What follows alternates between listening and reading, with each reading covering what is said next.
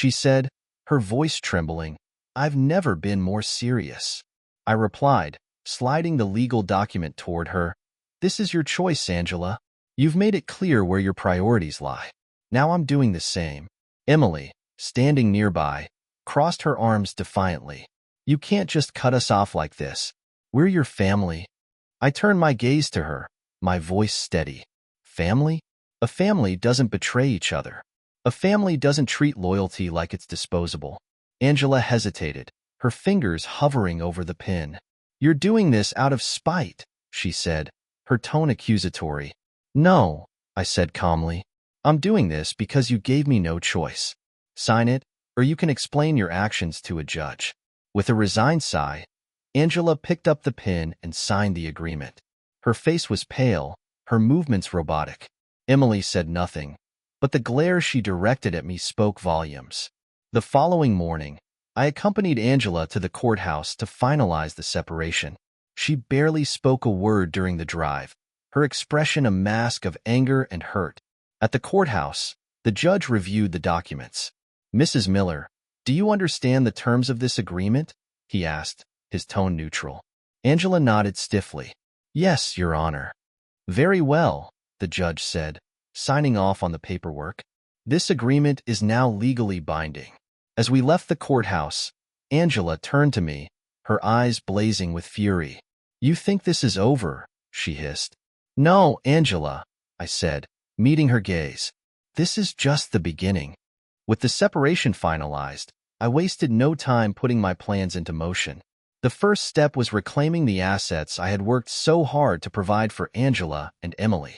The car I had bought for Emily was sold within days, the proceeds deposited into a new account under my name. Next, I contacted my realtor to list the house. It had been too big for the three of us anyway, a constant reminder of the life I had tried to build. I decided to downsize, to find a place that suited my new reality. Angela and Emily moved in with Roy the same day they left my house. I had anticipated this. It was the logical next step for her, given her choices. But what I hadn't expected was the quick unraveling of her so-called fresh start. Roy was the same man he had always been. Manipulative, controlling, and violent. Within a week, Angela was calling me, her voice shaky as she tried to keep her composure. "I need to talk to you," she said. "There's nothing left to talk about," I replied coldly. "Please, David," she begged. "It's about Emily." Angela's pleas became more frequent in the days that followed. She claimed that Roy had already started showing his true colors, that Emily was struggling to adapt to their new situation. "I made a mistake," Angela admitted during one particularly desperate call. "I thought things would be different." I didn't respond immediately, letting her words hang in the air. "You thought he'd change?" I finally said, my tone devoid of sympathy. "After everything he put you through before?" Angela fell silent, the weight of her decisions crashing down on her. "I don't know what to do," she whispered. Though I felt no obligation to help Angela, I couldn't ignore Emily's predicament. She was young, impressionable, and caught in the crossfire of her mother's choices. I made Angela an offer. I would provide limited support for Emily's education, but only on the condition that Angela and Roy had no access to the funds. Angela reluctantly agreed, her pride taking a back seat to necessity. When Emily learned of the arrangement, her reaction was predictably hostile. "So now you want to play the hero," she sneered. "I'm not playing anything," I said evenly. "This isn't about you or your mother. It's about doing what's right." She scoffed, shaking her head. "You think this makes up for everything?" "No," I replied, "but it's all I'm willing to do." Angela continued to reach out sporadically, each call a mix of regret and desperation. I listened without responding, letting her words wash over me like waves against a shore. One evening, she asked, "Do you think we could ever fix this?" "No," I said simply. "Some things can't be fixed." The finality of my words seemed to hit her hard, and she didn't call again after that. With Angela and Emily out of my life, I focused on rebuilding. I moved into a smaller house, started a new job, and even began traveling. A long-held dream I had put on hold for too long. Thailand was my first destination, a place I had always wanted to explore. As I wandered the bustling streets of Bangkok, I felt a sense of freedom I hadn't experienced in years. Months later, I received an email from a mutual friend informing me that Angela and Roy's relationship had ended disastrously. Roy had been arrested for domestic violence, and Angela was left to pick up the pieces once again.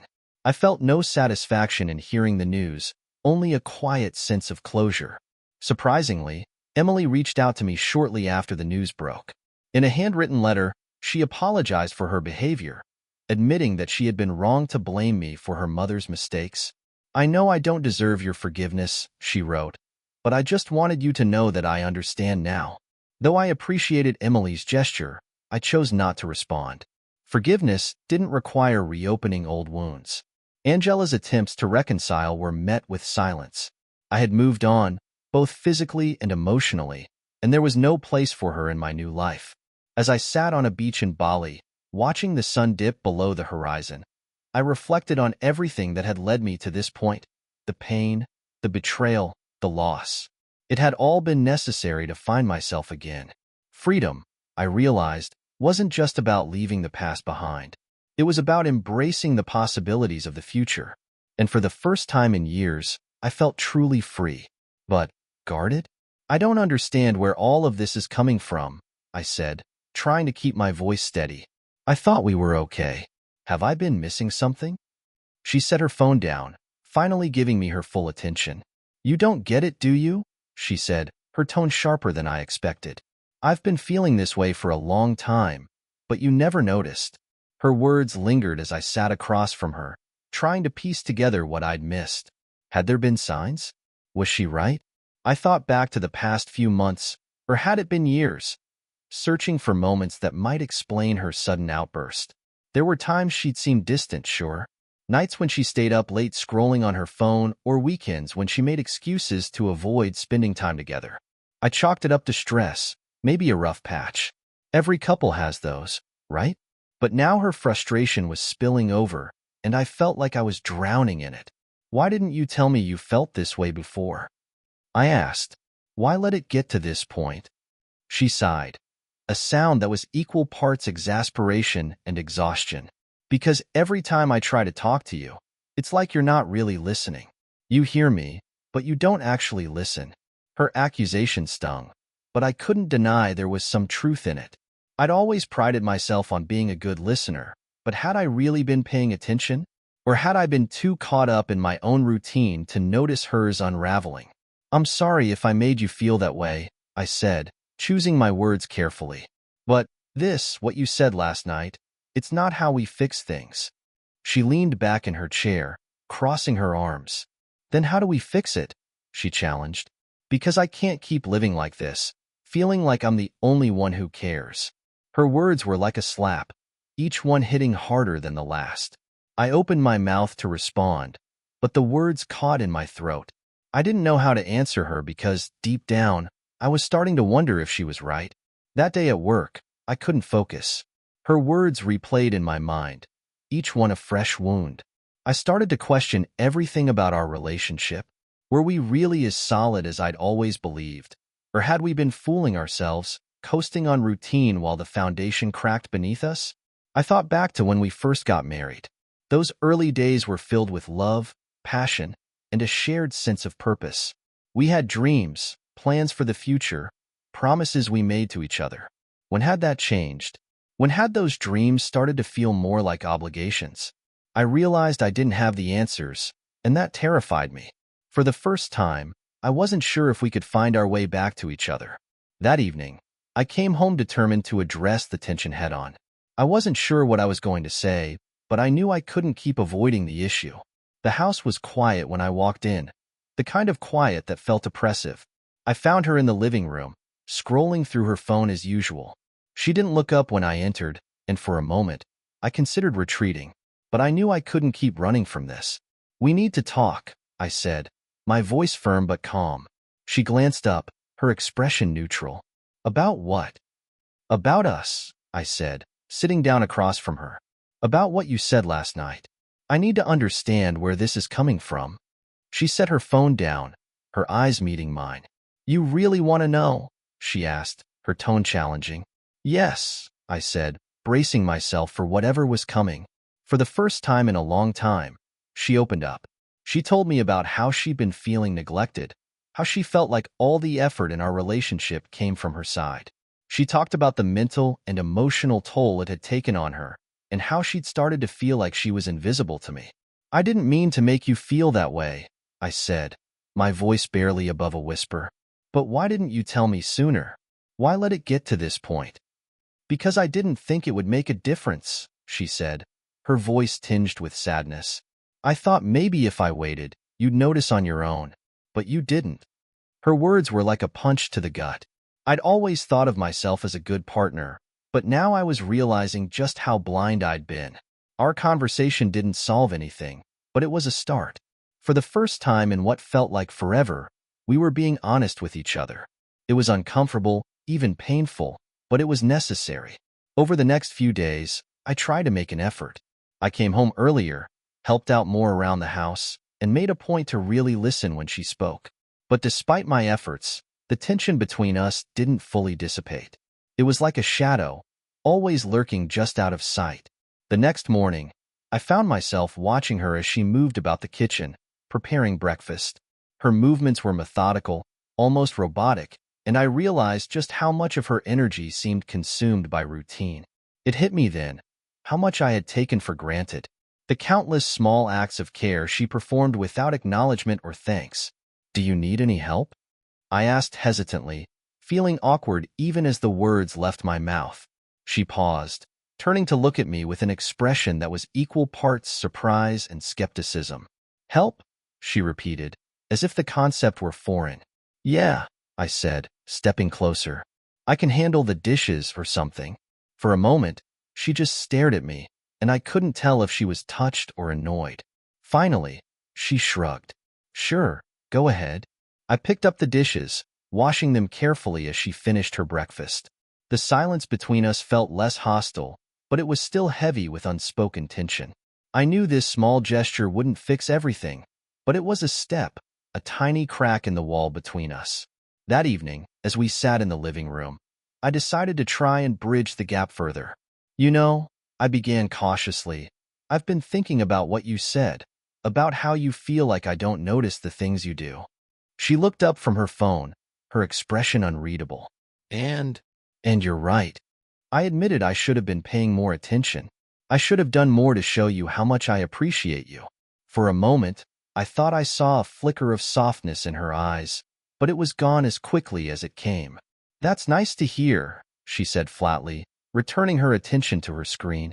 Her dismissive tone stung, but I bit back my frustration. I reminded myself that rebuilding trust and connection would take time, and I couldn't expect immediate results. Over the next week, I threw myself into the effort of repairing our relationship.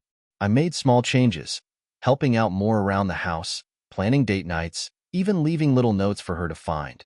But despite my best efforts, her demeanor remained cold and distant. I started to wonder if it was too late.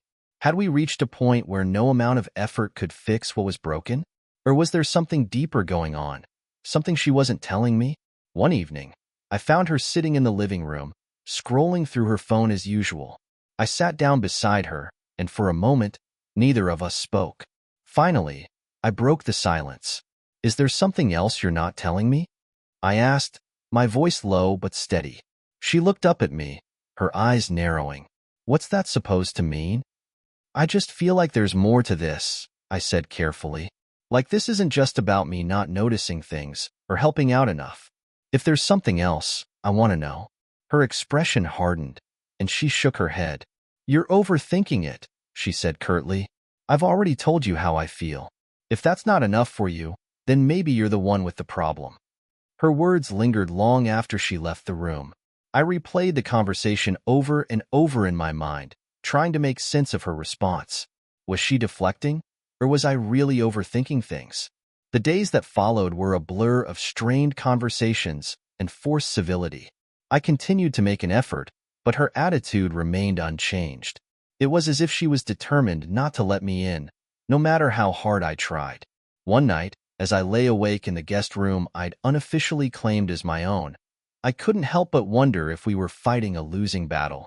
The distance between us felt insurmountable, and I was starting to question whether we even wanted the same things anymore. The tension came to a head one evening when I came home late from work. She was sitting in the living room, a glass of wine in her hand and shopping bags scattered around her. I recognized the logos, luxury brands we couldn't afford. "What's all this?" I asked, trying to keep my voice steady. She didn't even look up. "What does it look like?" she replied, her tone dripping with indifference. "It looks expensive," I said, my frustration bubbling to the surface. "We talked about being smart with money. What happened to that?" She finally looked up, her expression sharp. "Smart? Oh, don't worry," she said, waving a hand dismissively. "It's nothing compared to what you'll need to spend if you want my attention." Her words hit me like a punch to the gut. I stood there, stunned, as she brushed past me without another word. The days that followed were some of the hardest I'd ever experienced. The house became a battlefield, not with shouting or dramatic arguments, but with silence and cold indifference. Every interaction felt like a test, and every word spoken was laced with tension. I tried to focus on work, on anything that might distract me from the growing despair I felt, but no matter how hard I tried, I couldn't escape the reality of what was happening. Our marriage, once a source of joy and stability, had become a source of pain and confusion. One evening, I decided to make one last effort to reach her. I came home early, prepared a nice dinner, and even set the table with candles. When she walked in, her expression was one of surprise, but it quickly shifted to suspicion. "What's all this?" she asked, her tone guarded. "I thought we could have a nice evening together," I said, forcing a smile. "No distractions. Just us." She hesitated, then shrugged. "Sure, why not?" As we sat down to eat, I tried to make conversation, but her responses were short and clipped. No matter how hard I tried, I couldn't seem to break through the wall she'd built around herself. The dinner, though well-intentioned, felt hollow. The candlelight flickered, casting shifting shadows across her face, but there was no warmth in her expression. Every attempt at conversation felt like throwing pebbles at a brick wall. No response, no acknowledgement, just an unyielding coldness. Halfway through the meal, I couldn't hold back any longer. "Is this it?" I asked, setting my fork down with a little too much force. "Is this what our marriage has come to? Sitting across from each other, pretending like everything's fine when it's clearly not?" She looked up at me, her expression calm but detached. "You're the one who keeps pretending," she said flatly. "I've been honest with you about how I feel. If you don't like it, that's your problem." Her words stung more than I cared to admit. I felt the familiar rush of frustration and hurt, but I swallowed it down, determined to keep my composure. "I'm trying," I said, my voice shaking slightly. "I'm trying to fix this, to make things better, but I can't do it alone." She sighed, leaning back in her chair. "Maybe that's the problem," she said, her tone dismissive. "You're always trying to fix things, but you never actually listen." Her words echoed in my mind long after the dinner plates were cleared and the candles snuffed out. That night, as I lay awake in the guest room, I found myself replaying every argument, every moment of tension, every missed opportunity to connect. Had I really been so blind, so oblivious to her needs? But the more I thought about it, the more I realized that the blame couldn't rest solely on my shoulders. A relationship is a partnership, a shared effort, and yet it felt like I was the only one fighting to keep us afloat. I couldn't shake the feeling that there was more to her anger than she was letting on. Was it really just about feeling unappreciated? Or was there something deeper, something she wasn't telling me? The next day, the tension in the house was palpable. Every interaction felt loaded, every glance a challenge. I tried to focus on work, but my thoughts kept drifting back to her. What happened to us? How had we gone from being partners to being strangers? That evening, I found her in the living room, scrolling through her phone as usual. "Can we talk?" I asked, my voice hesitant but firm. She looked up, her expression unreadable. "What now?" she asked, her tone weary. I feel like we're stuck," I said, sitting down across from her. "Like we're trapped in this cycle of resentment and blame, and I don't know how to break out of it." Her gaze softened, just for a moment, before the mask slipped back into place. Maybe we're stuck because you keep trying to fix things that can't be fixed, she said quietly. Her words lingered with me long after she went to bed that night. As I sat alone in the dark living room, I felt a strange sense of clarity. She was right, at least partly. I had been so focused on trying to fix things, to patch up the cracks in our relationship, that I hadn't stopped to consider whether those cracks could even be repaired. But the more I thought about it, the more I realized that fixing wasn't the issue. The issue was that we'd stopped seeing each other, not just physically, but emotionally. We'd stopped being partners, stopped being a team. And unless we could find a way to rebuild that foundation, no amount of effort would be enough. The following morning, I made a decision. I couldn't keep living like this, trapped in a cycle of tension and resentment. If she wasn't willing to meet me halfway, then I had to take a stand for myself, if not for us. After breakfast, I found her in the kitchen, sipping her coffee. "We need to talk," I said, my voice steady. She looked up, her expression guarded. "What about?" "About us," I said. "About where we go from here." She sighed, setting her mug down. "I thought we already had this conversation." "Not like this," I said firmly. "I need to know if you're willing to work on this with me, really work on it. Because I can't keep doing this alone." Her response was immediate and sharp. "And what if I'm not?" she asked, her tone cold. "What if I've already given everything I have, and it's still not enough for you?" Her words hit me like a punch to the gut, but I didn't let it show. "If that's how you feel," I said carefully, "then maybe we need to reevaluate what we're doing here." She stared at me, her eyes flashing with anger. "Anger? So that's it?" she said. "You're just going to give up? Walk away because things got hard?" "No," I said, my voice rising slightly. "I'm not walking away. I'm standing up for myself. There's a difference." The argument escalated from there, each of us hurling accusations and frustrations that had been building for months. By the time it was over, we were both exhausted, emotionally and physically. She stormed out of the room, slamming the door behind her, and I was left standing there, feeling a strange mix of anger, sadness, and relief. I knew then that something had to change. Whether it was the end of our marriage or the beginning of a new chapter, I couldn't keep living like this. Over the next few days, I began to focus on myself. I went to the gym, reconnected with friends, and started rediscovering hobbies I'd long abandoned. It was liberating but also bittersweet. Every step I took toward reclaiming my own identity felt like a step away from her. One evening, I sat her down for what I knew would be our final conversation. "I can't do this anymore," I said simply.